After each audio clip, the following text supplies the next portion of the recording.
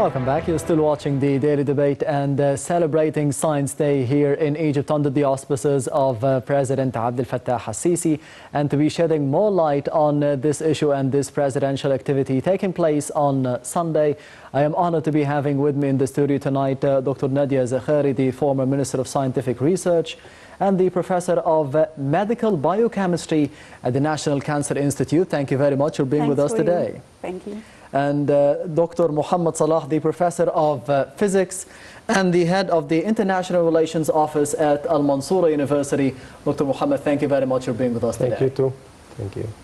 If we can start with President al-Sisi's speech, highlighting the pivotal role of science in general and scientific research in specific in the development of Egypt in the future. How do you see the importance of this speech and this statement, to be specific? Of course, it is very important, and the statement is 100% correct. Can you imagine any sustainable development without the scientific research? Yes. If we look about what happened yesterday, the inauguration of the greenhouses, for sure it is based on scientific research, whether it is Egyptian scientific research or imported from outside. Yes. But nothing can go without scientific research. If we do something which is not based on scientific research, it will not continue the success. In any field? In any field, exactly. In agriculture, in medicine, in engineering, in veterinary, in whatever. You have to base your sustainable development on scientific research.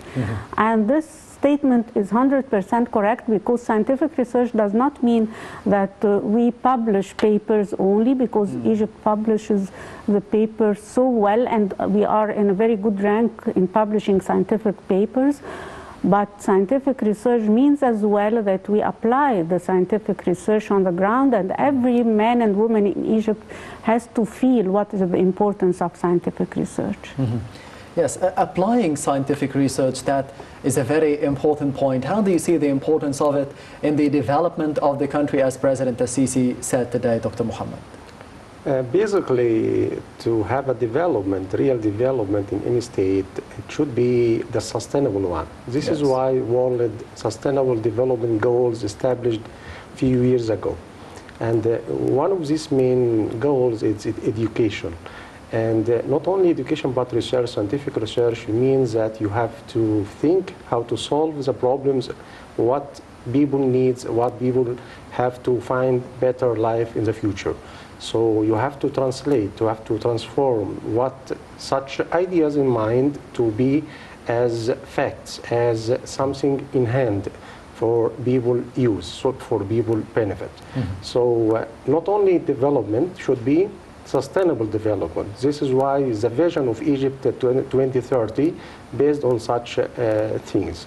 And the scientific research, as Mrs. Minister said, that not only to publish papers, you have to make something, to find vaccines, to find medicine, to find solutions for agriculture, for industry, for everything, not to import ideas from outside. You have to develop these ideas inside. You have to transform these ideas to be in industry and agriculture. And yesterday we saw with our eyes what Mr. President did or opened these greenhouses for such modern agriculture techniques. Yes, we need the development of the scientific research for the development of the country, and we need to be developing education in order to be having better scientific research. Education or higher education is one of the main priorities, top priorities for the state under President al-Sisi. How do you see the changes going through this system under his tenure?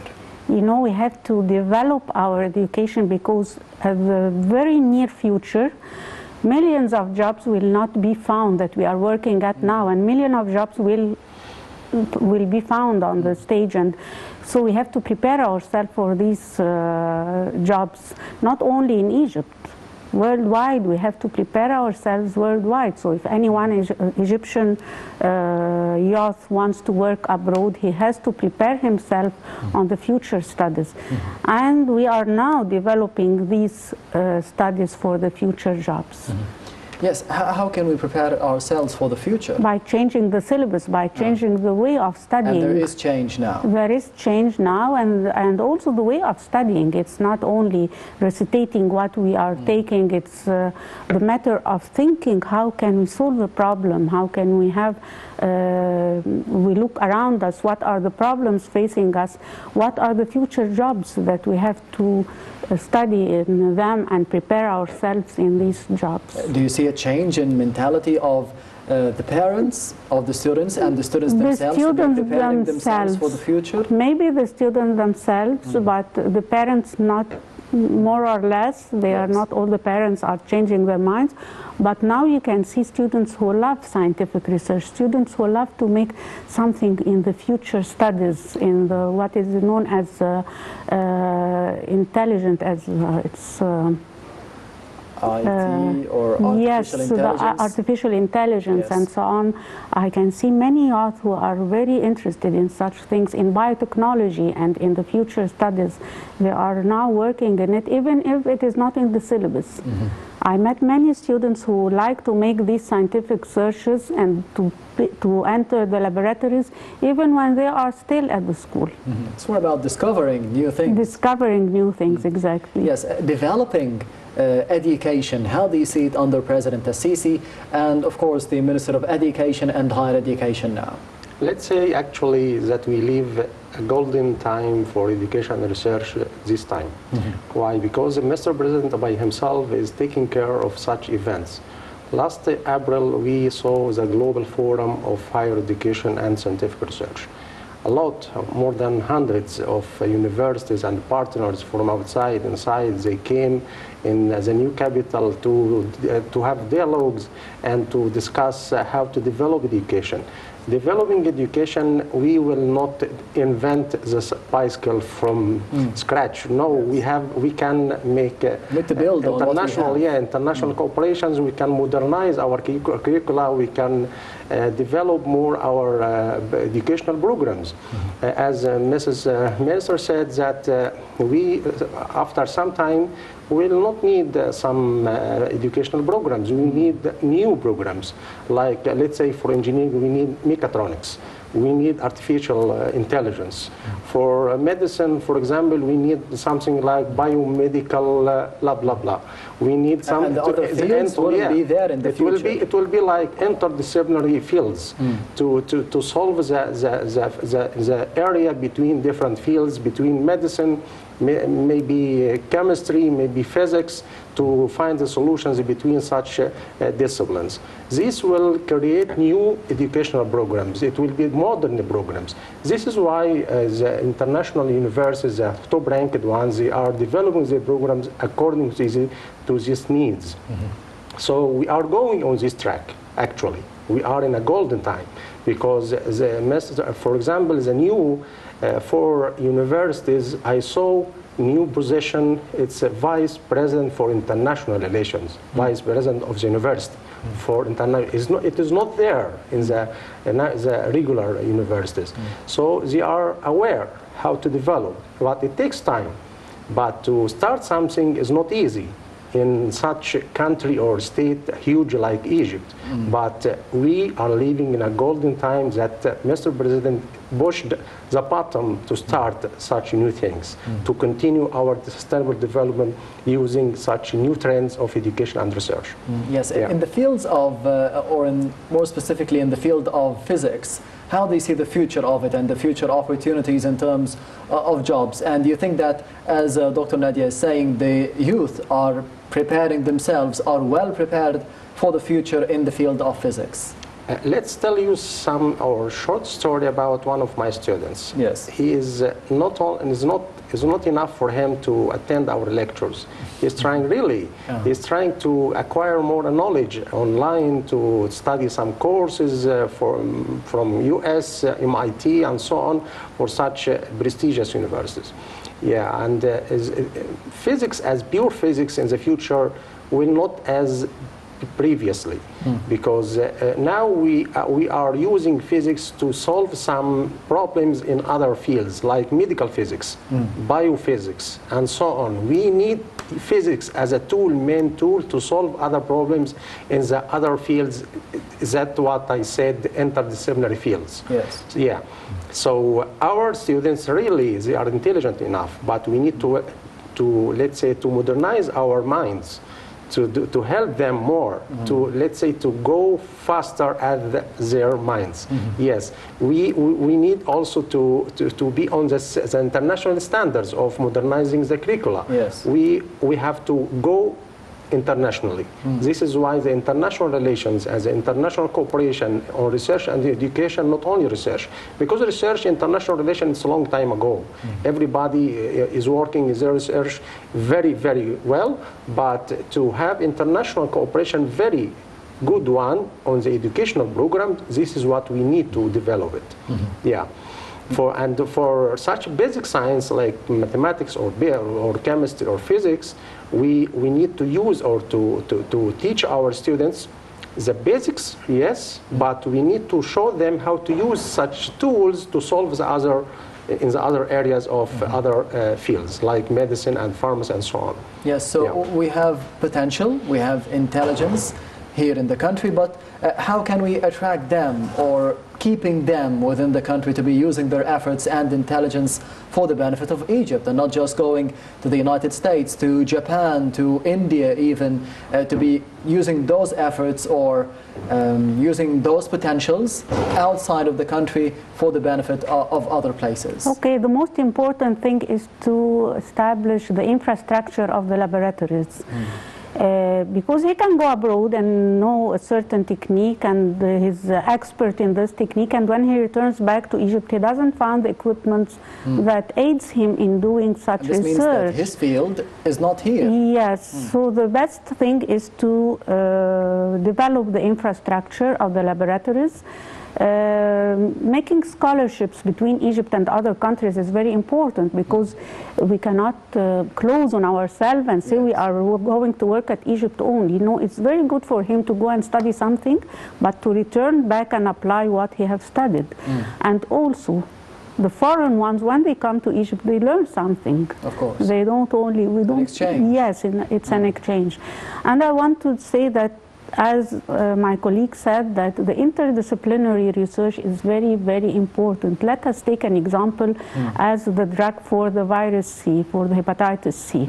This drug to be done, there must be an engineer for the equipment, there must be a biochemist, there must be a biotechnologist, there must be biostatistics, and you know, many fields are working together. We cannot say now this is biochemical research, this is medical research or an engineering research, and so on. The fields are interdisciplinary with each other. So it's very good for the people to work, to have cooperation with other centers. This is very important to work here in Egypt. We don't have this teamwork. We have it now, but since many years ago we didn't have this teamwork working together. That's why when they go outside they found that the teamwork is very good. The third thing is the reluctant people. When you ask for a certain chemical to work, you take about 6 months to get this chemical. But outside you can ask it today, you can have it tomorrow. A scientist who think about a certain idea and then to wait, putting his hand like that, waiting 6 months for the chemicals to come to him, this makes him reluctant and he's not so enthusiastic about the idea. Yes, exactly. Somewhere else on the planet, it could have we'll been done. make it. Yes. Because while we are talking now, somebody is making something new. Yes. And this brings me to a very important part. The pace of new inventions and new scientific research all over the world. How do you see Egypt within this race now? Let's say a fact that scientific research needs money, needs a huge amount of fund to sustain the development of good practices in the research. Yes. For example, a few days ago, my colleague in Mansour University Faculty of Medicine, they are, let's say, celebrating, or they published a paper regarding the map of Egyptian genes. Yes, and one of the shows invited him to explain how was research in this area. And it was a project between Egypt and Germany, University of Munich and the University of Lubbock and the Mansour University and other universities in Egypt. They discovered this and they published a very prestigious, very good, very well done paper or research work. But and what was found about the Egyptian gene? They found the characteristics for it. It's like Egyptian genes. You have some. It's a map of Egyptian genes. From this map, you can say it more that unique than other nationalities. It's some detail there, and he just said some points. It's not the time to talk about it, but they discovered something good regarding their scientific research. But I just highlighted on this example why, because the fund of this research came from other. From Germany. From Germany, yes. And actually, we have a huge fund in the ministry. It's the STDF, the Scientific Research Fund and Technology Fund. Science and Technology Development Fund. Yes. This STDF, it's a huge amount of money there, but sometimes people is not aware of it. A lot of money sometimes return outside of Egypt. No, it's inside Egypt. In Egypt. STDF, it's inside Egypt. It's like an investment. Academy. It's affiliated to the Ministry of Scientific Research. So there is money. It's about allocating which money or which it's sums. Competitive. Those who take this money, they have to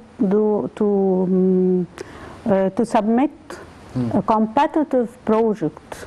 It's not only I want money, they take money. But do we have competitive fields, a competition between fields? Yes, of course. No, competition between the same field. If, for example, if I want to work in the field of cancer, so we apply, for example, 20 people will apply in the field of cancer.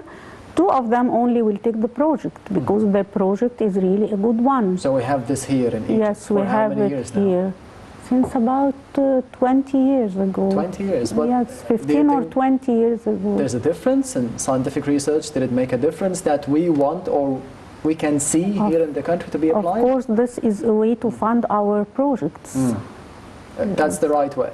But can we have better pace, faster? We have many ways to fund our project. The first one is from the GDP of the country, and you know the Constitution said that 1% of the GDP will go to the scientific research. This is the first one.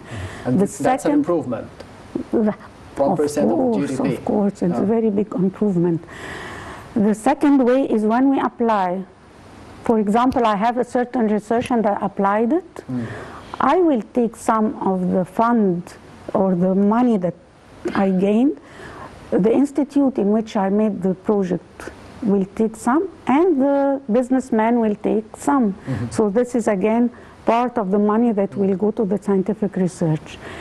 Also, when we make a sort of collaboration with other countries, any project is 50% paid by Egypt and 50% paid by the other country. Like the one between Munich and the Mansour University? Yes, for example, yes. So the benefit technology transfer and money transfer, this is very important. Sometimes the businessmen who believe in scientific research, they pay for scientific research. As an investment. As an investment, and it's the right. It's a win-win. I cannot tell him, pay me and don't take anything. So this is very good. Sponsorship. Yes. So we have. May I add something because we have a good potential researchers here. They have a high potential. This is why the people in Europe or US they would like to take this knowledge or this potential of work. They have money. And let's tell you that this money is not like a gift. No, they invest this money to gain more knowledge and scientific research. And they attract such good minds, like brain drain. It's a word. It's used in this media of research to attract the good minds to work there. And we are working as a state. We are going on in a good track. This STDF, as doctor said, it's a long time ago. But in the last 5 years, I think, or 6 years ago, they started to improve and to increase the amount like duplication, triple of the fund to be more amount, to fund more. And it's not like money like this to go and to write a paper and to take it. No, it's a competition between the project proposals. And the state really, they put some priorities, so like for renewable energy, for food safety, for water resources, and according to these priorities, they fund the projects. On the needs of Egypt. Yes, these priorities came from the state investigation of the real situation. Yes, and this is why we need researchers in this point. For example, yesterday we saw Mr. President open such greenhouses. From where? It's on the land, it's on Egypt land, with Egyptian hands. Yes, they developed this based on scientific research. But after the research improved itself, they could put it as a product. This is what we saw yesterday. It's an example. Yes, another improvement that we did see for Egypt is for Cairo University, as Cairo University jumped 100 places or 100 rankings in the world rankings for the universities all over the world. Let's see the upcoming report about it, and we'll be returning once again to you on the Daily Debate. So stay tuned.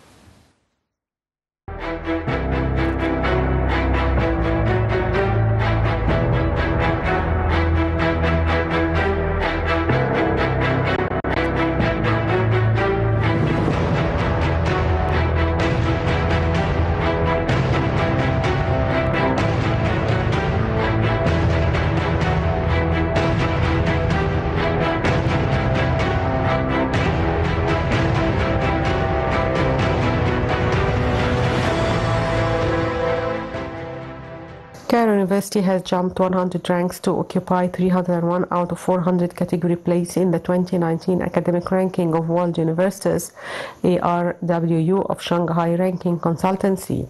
In the statement, Cairo University President Mohammed Othman Al-Khusht hailed the achievement as a great success for the Egyptian universities, as well as an evidence of progress achieved by the research system over the past year.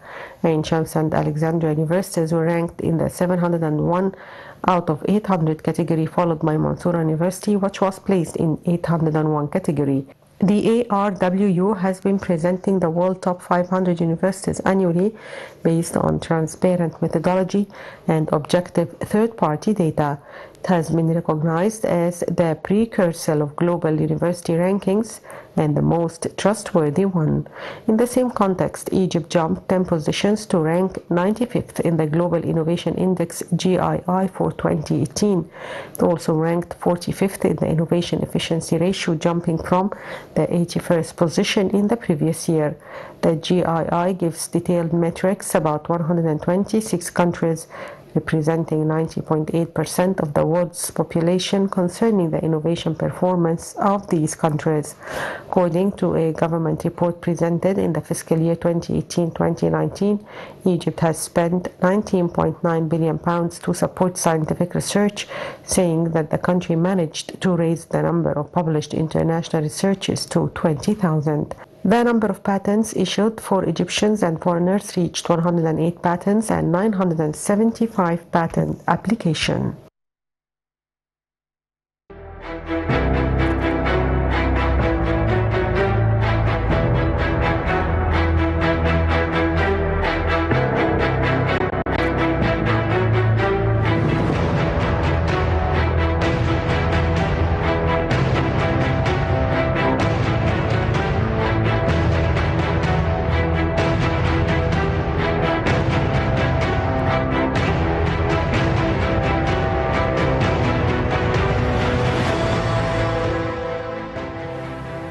Welcome back. You're still watching the Daily Debate, still focusing and celebrating the Day of Science and Scientific Research here in the country.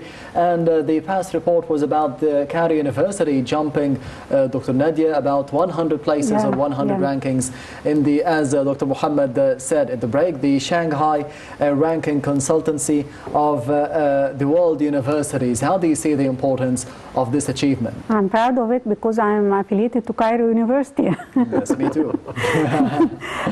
Let me say something about the ranking of scientific research and of universities. Yes. The scientific research is ranked by many pillars. The first pillar is how many international papers we publish. And we are very good. We are number 35 over 239 countries.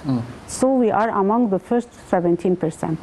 The other pillars are the infrastructure of our laboratories, the budget allocated to scientific research, the brain drain, or how do we attract scientists from abroad, and how do we apply scientific research.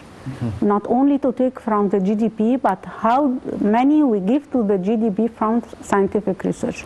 So Cairo University published many papers internationally. That's why the ranking of Cairo University was between 300 and 400, because we take hundreds by hundreds, not one by one. Ain Shams and Alexandria after that, and Mansoura was from 800 to 900. Let me tell the people, these hundreds is a very good ranking, because we are talking about thousands of universities, not hundreds of universities. So this is a very good rank for Cairo University.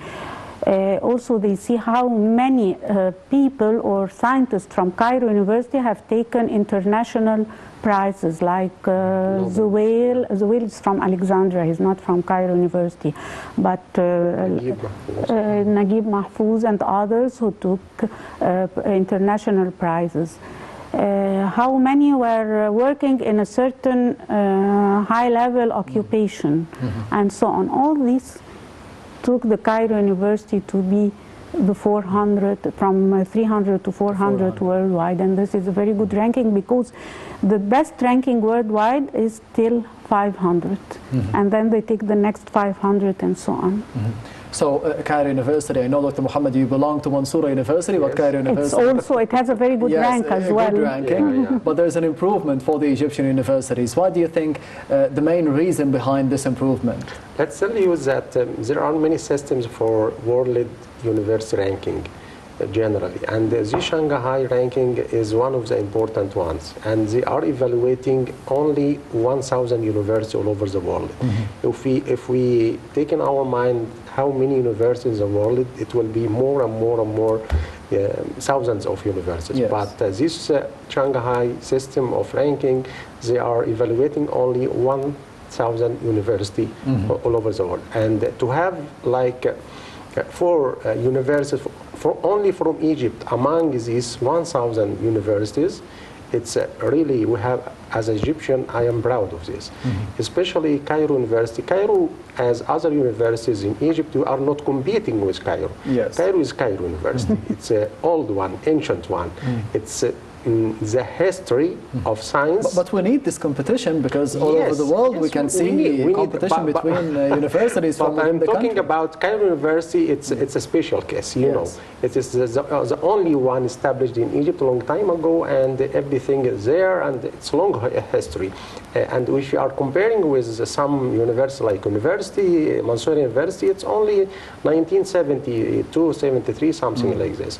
And according to this, or however, we found Mansoura University is keeping going farther in good ranking all over the world. Yeah, and this ranking we kept. Let's say last ranking we have the same level between the 800. High standards. Yes, 800. Especially in medicine. Yeah, yeah. It's, in the urology, especially. We say that Mansoura University is a city of medicine in Egypt.